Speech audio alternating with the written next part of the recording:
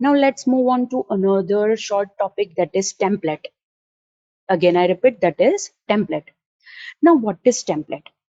हमने बहुत बार देखा है स्टूडेंट्स के जब भी हम कोई भी कंट्रोल का यूज करते हैं, मोर प्रिसाइज ऐसे कंट्रोल्स के जो दूसरे सारे वेब कंट्रोल्स का यूज करके बनाए गए हैं. फॉर एग्जांपल लॉगिन कंट्रोल्स, वो दूसरे सारे वेब कंट्रोल्स का यूज करके बनाए गए हैं. नेक्स्ट इज डेटा कंट्रोल्स, वो भी दूसरे सारे कंट्रोल्स का यूज करके बनाए गए हैं. ऐसे कंट्रोल्स जो है वो कंट्रोल्स, उसके अंदर हमारे पास टेम्पलेट अवेलेबल है, बिकॉज वो कंट्रोल के अंदर लुक प्रोवाइड करने के लिए या फिर उसे कस्टमाइज करने के लिए या फिर उसके ऊपर स्टाइल अप्लाई करने के लिए, बिकॉज हमें वहां पे डिफरेंट व्यूज चाहिए, डिफरेंट लेआउट्स चाहिए with in a same control, तो वहां पे हम ये टेम्पलेट का यूज करेंगे. अगेन आई रिपीट, वहां पे हम ये टेम्पलेट का यूज करेंगे.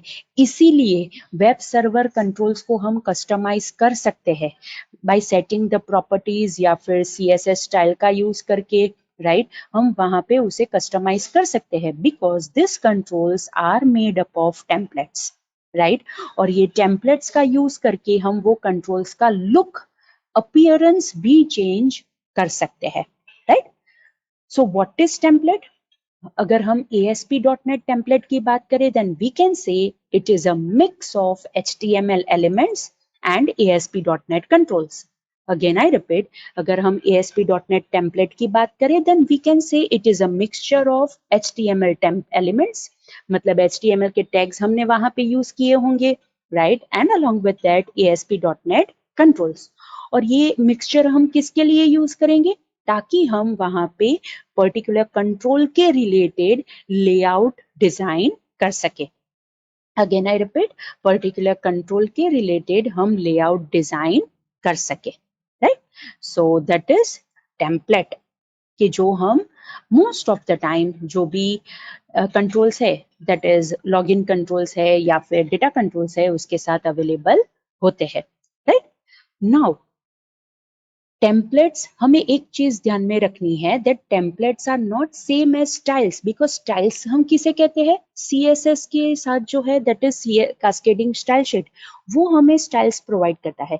सो template are not same as styles, it just provide the layout, right. वो हमें सिर्फ एक लेआउट प्रोवाइड करता है कि जिसके अंदर हम वो सारी चीज अप्लाई कर सकते हैं, राइट.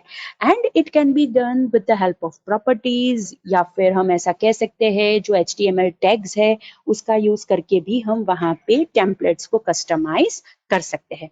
फॉर एग्जाम्पल, हमने ऑलरेडी ग्रिड व्यू का एग्जाम्पल लिया है और ग्रिड व्यू के अंदर हमने टेम्पलेट को कस्टमाइज किया है.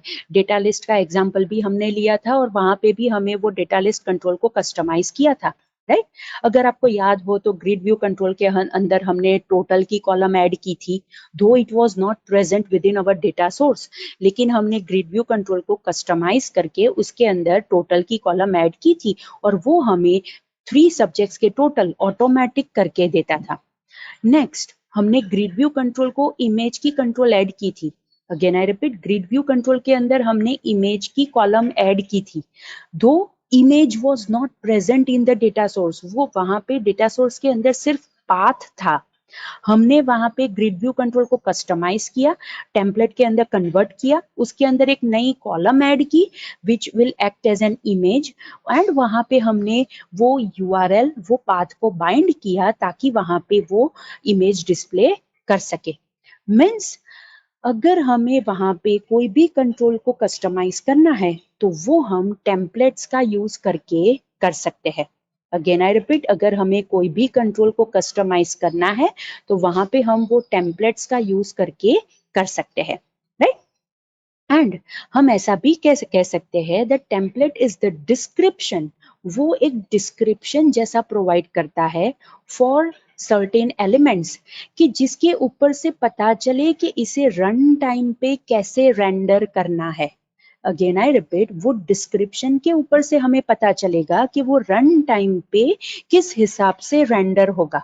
फॉर एग्जाम्पल, अगर आप डेटा लिस्ट कंट्रोल की बात करो तो डेटा लिस्ट कंट्रोल के अंदर आपने टेम्पलेट को कस्टमाइज किया था, उसके अंदर आपने इमेज कंट्रोल को ऐड किया था, बटन कंट्रोल को ऐड किया था, बाद में इमेज कंट्रोल की हाइट एंड विड्थ सेट की थी, बटन कंट्रोल को आपने कमांड दिया था कि वो सिलेक्ट की तरह वर्क करे, right.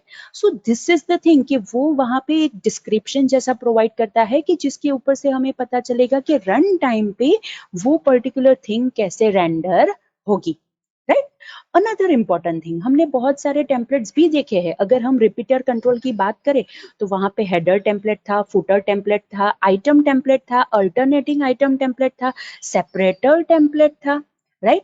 That was regarding repeater control. अगर हम फॉर्म व्यू कंट्रोल की बात करें तो वहां पे तो empty item template, edit item template, insert item template, वो सारे टेम्पलेट्स भी अवेलेबल थे। Means it depends on the control, right, कि वो कंट्रोल कैसे रेंडर होगा, उस हिसाब से हमें उसके अंदर टेम्पलेट मिलेंगे, ताकि जब भी रेंडर करने की बारी आए, राइट, तो ASP.NET रन टाइम वो जो कंटेंट है कि जो हमने टेम्पलेट के अंदर यूज किया है उसे प्रोसेस करे और उसके ऊपर से उसे पता चले कि उसे किस हिसाब से पेज के ऊपर उसे रेंडर करना है आफ्टर बाइंडिंग द डेटा।